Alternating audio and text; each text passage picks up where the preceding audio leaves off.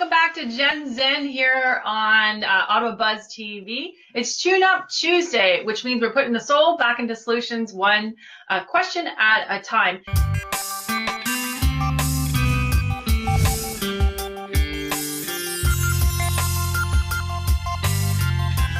Got to pack this in short and sweet today, but we do have a couple questions that were left over from last week. And again, encourage you to send me a private message here. You know, hit me up at the Ottawa BuzzTV page if you had a question you want answered, so I can, you know, go in the queue and offer some Zen. So we've got a question here from Benji. Benji's a cat I met so many years ago now. He's about 36 years old, living the dream in Palo Alto, California, originally from Ottawa, and no coincidence, he's in the high-tech space. So Benji wrote me, knowing that I had a background in, you know, risk management in business, that I was into gold, and he asked me, you know, what stocks, well, he first asked me about Bitcoin. And I wrote him back saying, you know what, I can give you an intuitive, you know, part of it, and I prefer not to answer that topic at this moment because I think I'm going to get clouded with information that I'm thinking about and doing. So I asked him to, you know, ask me another question because I didn't want me to influence the answer, the human me anyway. So he asked me about stocks. And what's really funny about that is, first of all, I'm not a legal financial representative. For everyone out there, do not listen to me and buy the stocks, okay? So I'm not legally, professionally qualified. Having said that, I want you to do your due diligence, Benj. I'm seeing, funny enough, Mickey Mouse. So I'm seeing Disney as a potential stock for you. And then I'm seeing, I want to say it's a gold mine. I want to say it's got the word alpha in it, I think. ALPH, or the alpha is the symbol to a gold mine.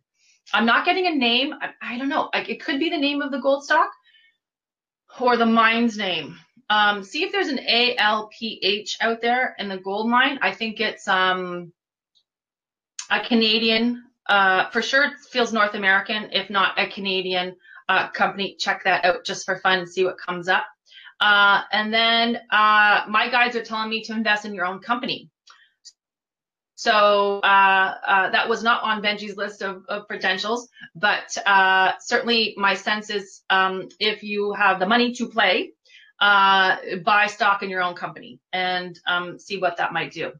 Again, when I give advice out to people like of this nature, certainly in the professional nature, please, please, please understand this is intuitive information for entertainment purposes only. You've got to do your due diligence, your own research, and play at your own risk.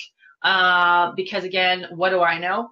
But I do help a lot of people buy some stocks. So check it out, Benj. Let me know. I'll keep looking out for the alpha myself in case it comes up in my world, in my own research. It could be the logo, the symbol, or the name of the company on the exchange number. So let me know how that goes.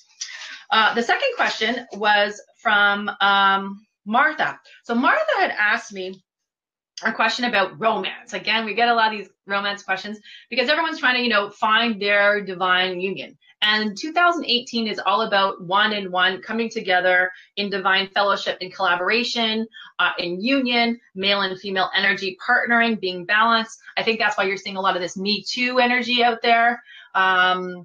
So good time to ask the question, Martha, about relationships. They're telling me that May long weekend, I have a feeling you're going to a cottage or an outdoor space. It feels like a cottage. And at the cottage, there's going to be a late arrival.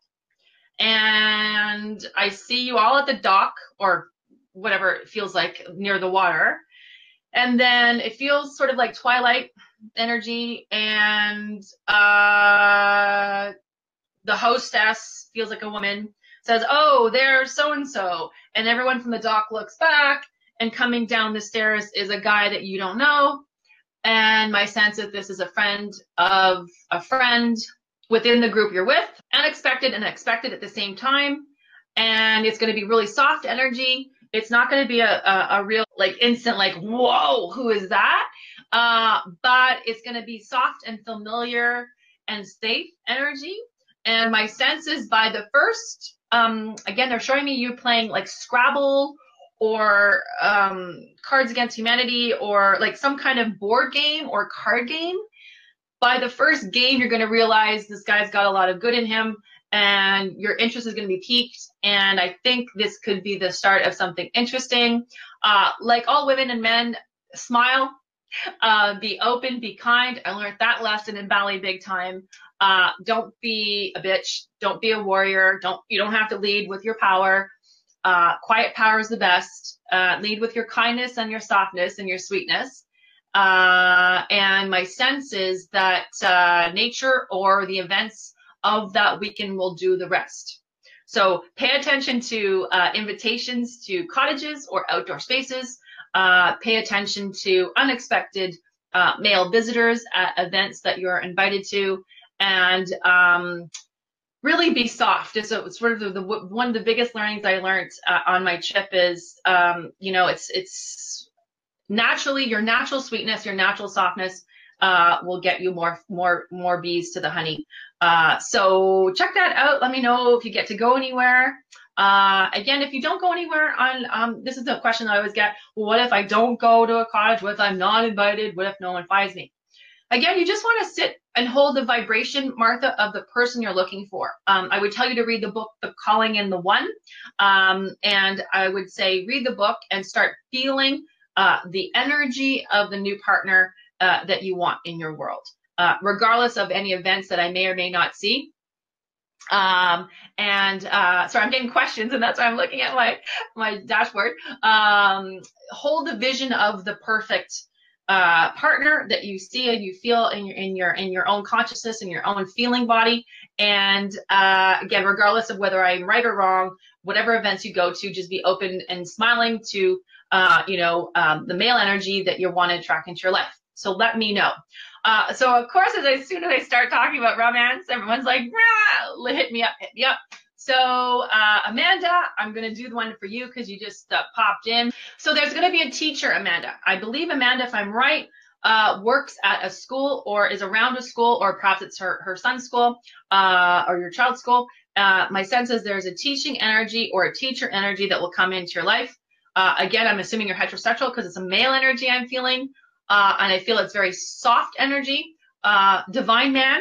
A lot of divine men are showing up these days, guys. A lot of warriors who know that they don't have to be super masculine or ultra alpha and soft and sweet and kind. The new man is not about playing games. The new man doesn't swipe left or swipe right often. The new man certainly doesn't need to play games with women. If they like someone, they'll say it. They're not afraid to take a chance or a risk.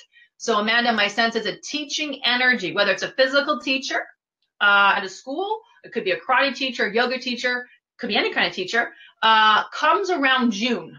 Again, I'm not saying you can't date until then. I'm just saying the relationship feeling, the vibe of the solid guy comes around June. So pay attention to a teaching energy, soft, kind man. Again, Amanda, same story as Martha. Feel the guy. Imagine yourself surrounded by that energy of the qualities he carries, and acknowledge it when you do see it in the world. Say thank you to every guy you see in the world holding that space, that vibration.